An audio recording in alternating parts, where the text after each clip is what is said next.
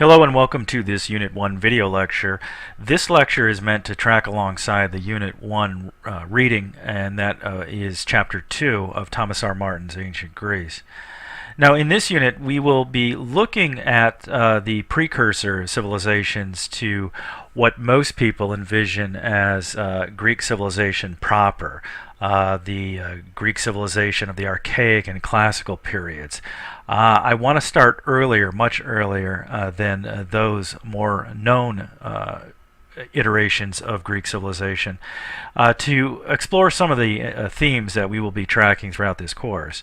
And one of the big themes that we'll be looking at in this unit is how ideas and cultural components can be transferred from one civilization to another. And that is why we'll be beginning in the Bronze Age, and we'll be taking a look at the broader Mediterranean and Near Eastern civilizations, at least briefly, to give some idea of how, again, ideas and cultural components can travel across time and across geographical space. Now, many of you guys are aware that civilization begins here in the area known as Mesopotamia, the land between the two rivers, the Tigris and Euphrates rivers. And we'll look at how civilization develops here, but of course the components of civilization will migrate. In this case, we'll look at a westward migration and take a look at how the first Aegean civilization that we'll look at, called Minoan, which will develop on the island of Crete, will be a type of starting point for us. And even though Minoan civilization is not considered Greek, the Minoans, those people that inhabited the island of Crete during the early and Middle Bronze Age period, those people did not speak Greek, so they weren't considered Greek, but they will play a pivotal role in transmitting a lot of the ideas and cultural components from the older, more established civilizations of Mesopotamia and of Egypt into Greece proper. And this area here is Greece proper.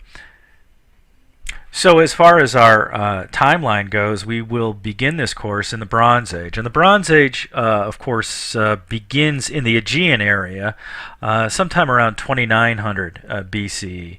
By 2200, one of our timeline bookends here, by 2200 BCE, the Bronze Age is well underway on the island of Crete. Now, a word on civilization. I've used that term already several times during the first few minutes of this lecture.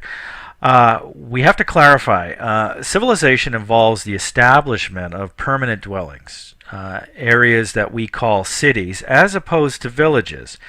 Now, the difference is quite significant. Agricultural villages had existed all over the place throughout the late Stone Age. But as the Bronze Age begins, and of course when we talk about moving from Stone Age to Bronze Age, we're talking about what type of instruments and implements people used for weapons and farming and that sort of thing. As we move away from stone towards the use of bronze, which is a mixture of copper and tin, as we move into the Bronze Age and civilization begins to develop, we move away from villages to cities. And the critical difference between the two is that a city contains a number of people who do not provide for their own support. That is to say, they don't produce food. They're not involved in the agricultural process. This is a population that needs to acquire food from somebody else.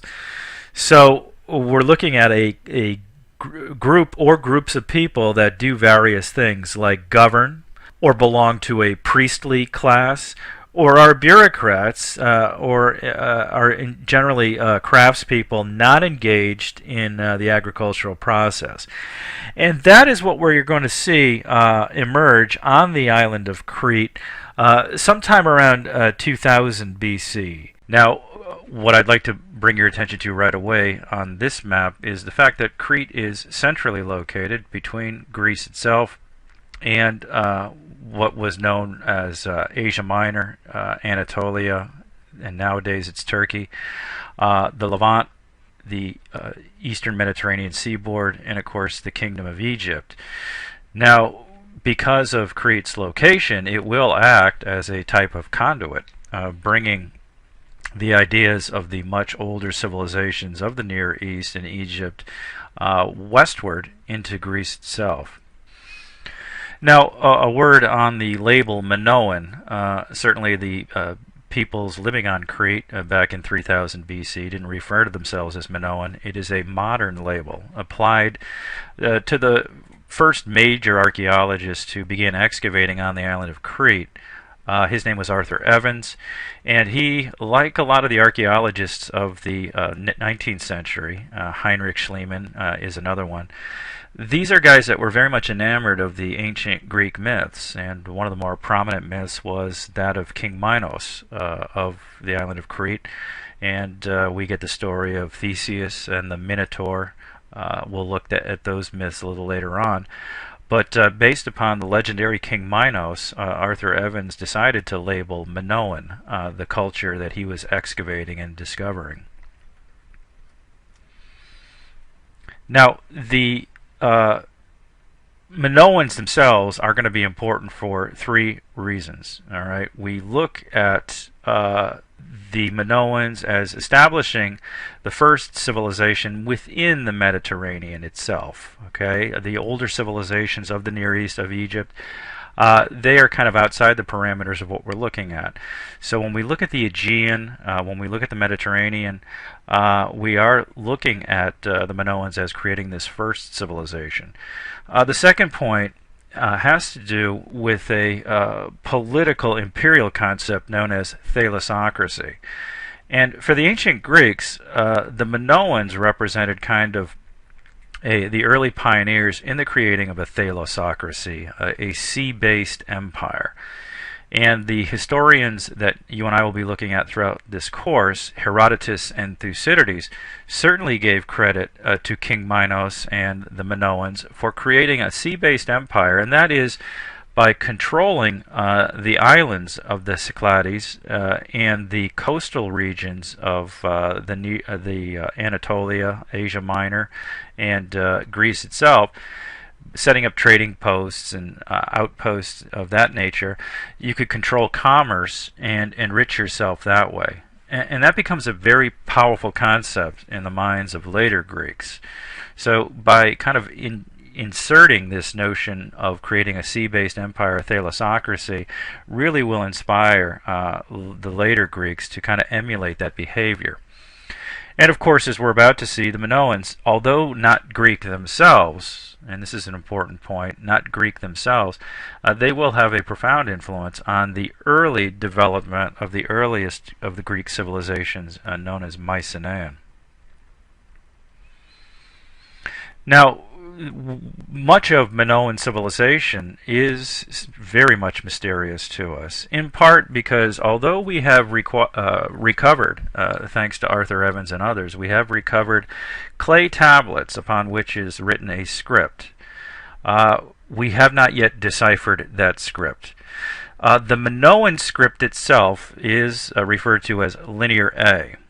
A derivative script known as Linear B is one in which the Greeks the earliest of Greeks will use. Now both Linear A and Linear B tend to be a bureaucratic administrative script, in part because the Minoan society, as we'll see in a moment, was based on an economy of redistribution in which you have to keep a careful record of agricultural and other goods coming in and then being redistributed back out to the population. But the point here is that we believe the Minoans were not Greek, in part because of the script, Linear A, that was in use. It was different than the script used by the earliest Greeks. So at this point, let me just pause for a moment to answer a question that is perhaps forming in some of your minds, and that is, well, if the Minoans were not Greek, then why are we studying them?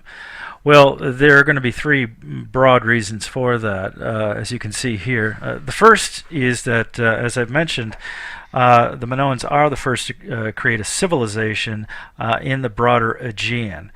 Now, as we get into the lecture a little more, there are some points I want you to kind of key in on, and that has to do with point number 2 on my slide here, is that much of Minoan influence and power was based on their control of the sea.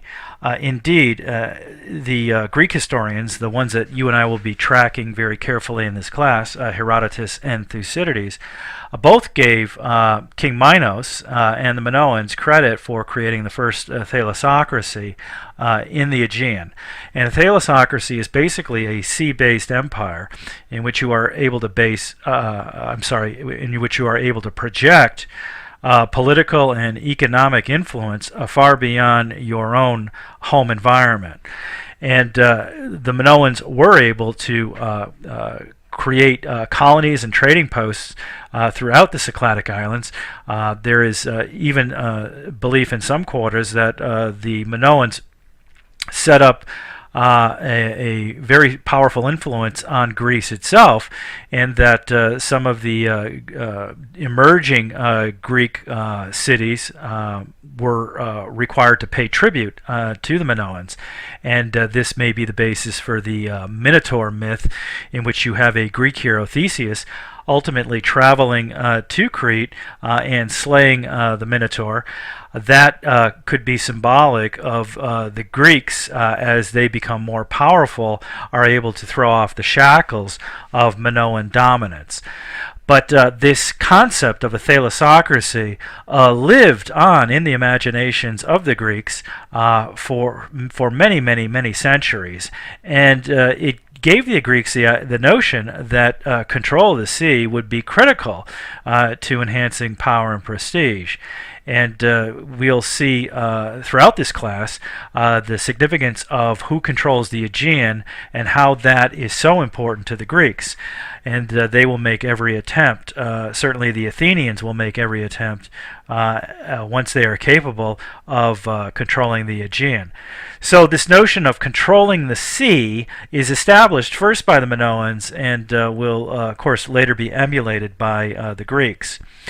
And again, other components of Minoan civilization that do emerge, I'm looking at point number 3 now, are going to emerge and will shape the development of the earliest Greek civilization called the Mycenaean Greek civilization that develops in the Bronze Age. We're about to start exploring how the Minoans organized themselves based on palaces, and we'll see that the earliest Greek civilization, the Mycenaean civilization, copied that model, as well as copied the type of economic organization that the Minoans had adopted, that of a centralized redistributive economy.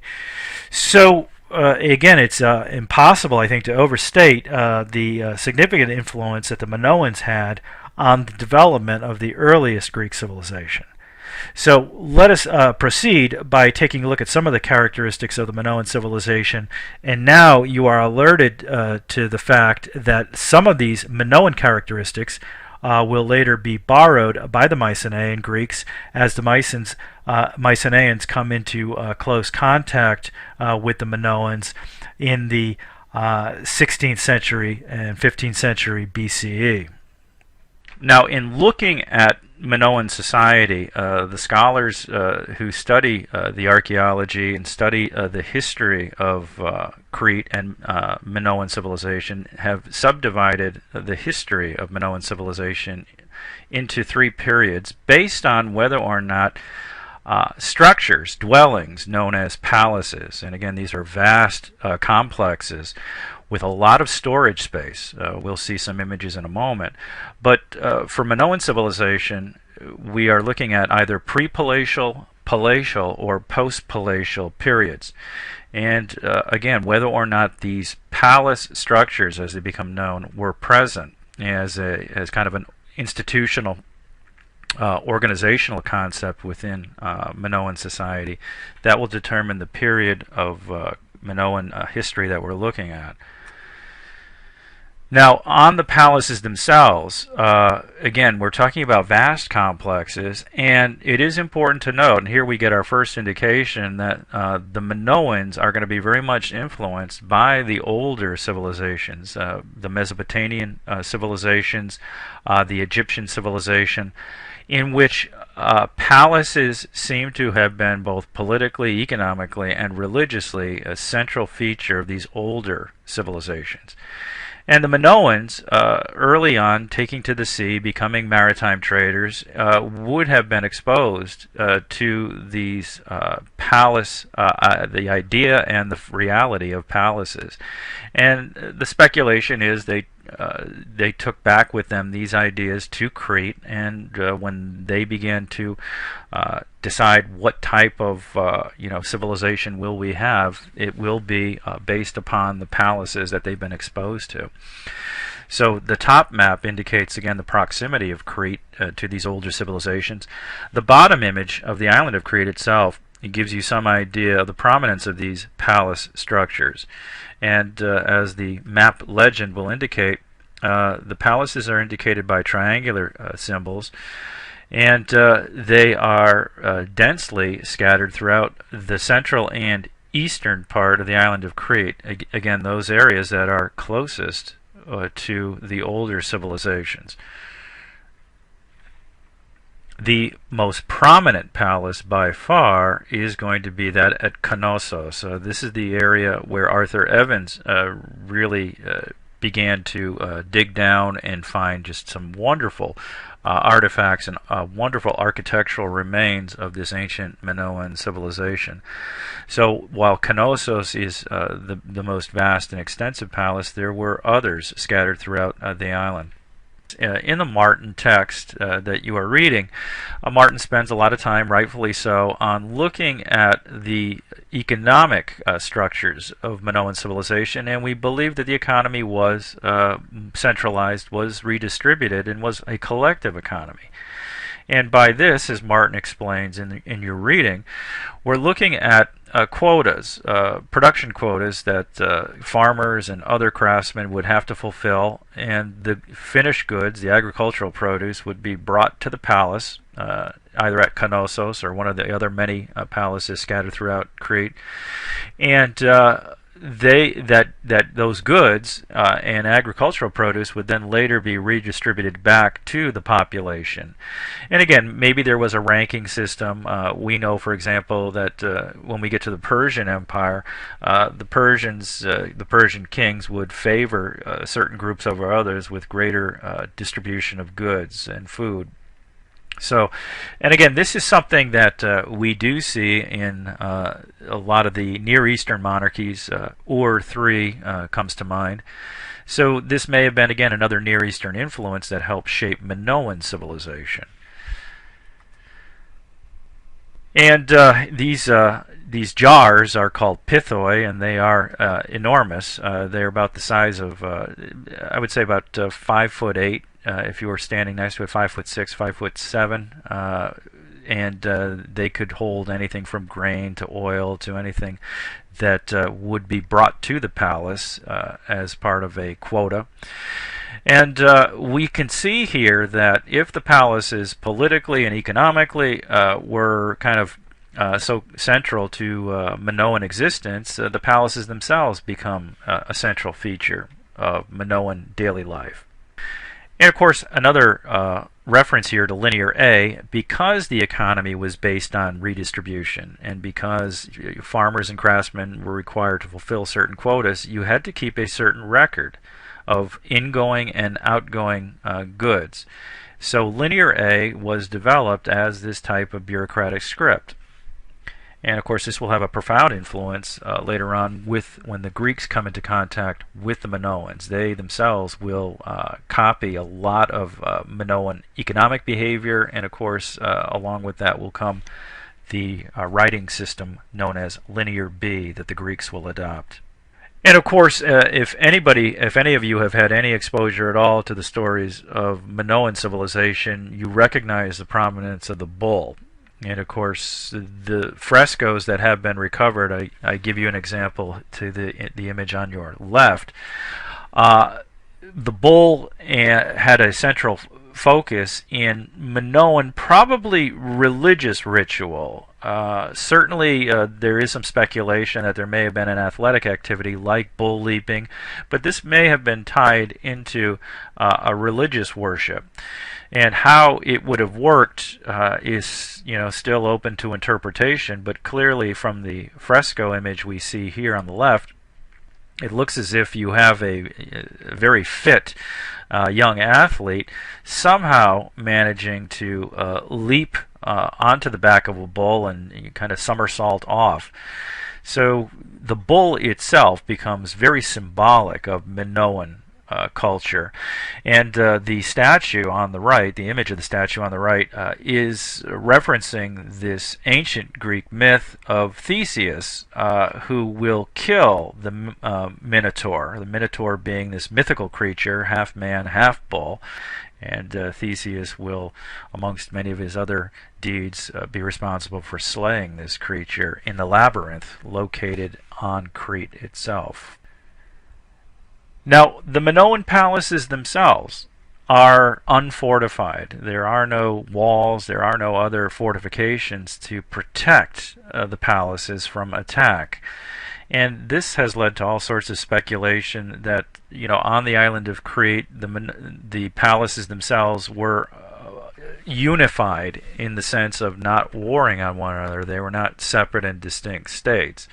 They were just subdivisions of the main palace at Knossos. The other side of the coin is basically that the Minoans were not necessarily peace-loving people. They just had a more outward projection of power, relying on naval forces and these far-off outposts and colonies that they established throughout the Cyclades Islands. And we see the recovery of archaeological evidence, not just on Crete itself, but scattered throughout various islands in proximity to Crete.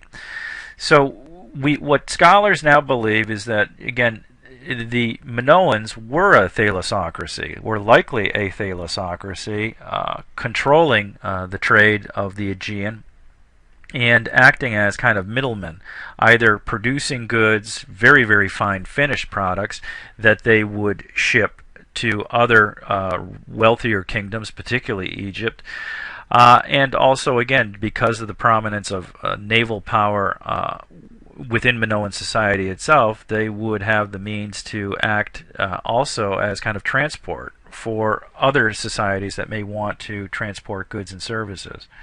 Now, Martin, in the Martin text, he makes clear that palaces were central organizing structures to Minoan society, and we get a distinct impression of this when a massive earthquake may have destroyed many of the palace structures that were originally built. And what we see is the Minoans choosing to rebuild, in many cases in the same locations, on a more massive scale. So the earthquake itself, that must have been devastating, was not enough to move the Minoans away from the idea that palaces must exist and they will rebuild on an even more elaborate scale than had been the case earlier, prior to the earthquake. And we see that for roughly the next 100 years after the earthquake, when the palaces are rebuilt, kind of a golden age for the Minoans. And then, of course, Mother Nature will strike again. About 1600 BCE, we get a massive volcanic eruption on the island of Thera, now known as Santorini. Thera, of course, in proximity to Crete, and Thera is where that extensive archaeological site at Akrotiri is currently being excavated, clearly showing Minoan influence. So what we see is this massive volcanic eruption and accompanying tsunami, having what archaeologists believe was a relatively devastating effect on the island of Crete, certainly the northern coast. And while it did not wipe out Minoan society. Not by a long shot. There is plenty of evidence to indicate that Minoan society continued on. Although we must imagine that the Minoans were wounded by this devastating volcanic eruption, with the ash, of course, being tossed into the atmosphere, drifting onto Crete, could have had a very devastating effect on the agriculture on the island of Crete itself, and that could have really harmed the overall food supply of the Minoans. So we must imagine that this volcanic eruption may have been the first step in a decline of Minoan civilization. Now, if the Theran volcano erupts around 1600, we do get a sense that the Minoans are going to continue on, and they ultimately, though, will be overtaken by a people who will be labeled as Greek, and I'm talking here about the Mycenaeans. Mycenaeans is a society we'll look at in the next lecture, but we can see on the map that Mycenae is a city that sits on the Peloponnesian Peninsula in Greece itself, and the Mycenaeans will be the ones to overtake, to take control of the island of Crete, and it looks like all of Minoan possessions throughout the Aegean. So all of those Minoan outposts were taken over by the Mycenaeans, and we know this because at the palace at Knossos, linear B tablets, again linear B being the Greek script, linear B tablets have been recovered dating from post-1450 BC. So scholars believe that around 1450, that would be about 150 years after the volcanic eruption at Thera, that Minoan civilization was overtaken by Mycenaeans. Now, how this took place is open to speculation. Mycenaeans may have, again, had developed a pretty thriving trade network of their own, came into competition with the Minoans, and decided that there's only room for one dominant player, and decided when the time was right to make their move against the Minoans. But in all likelihood, kind of a hostile takeover based on economic competition throughout the Aegean.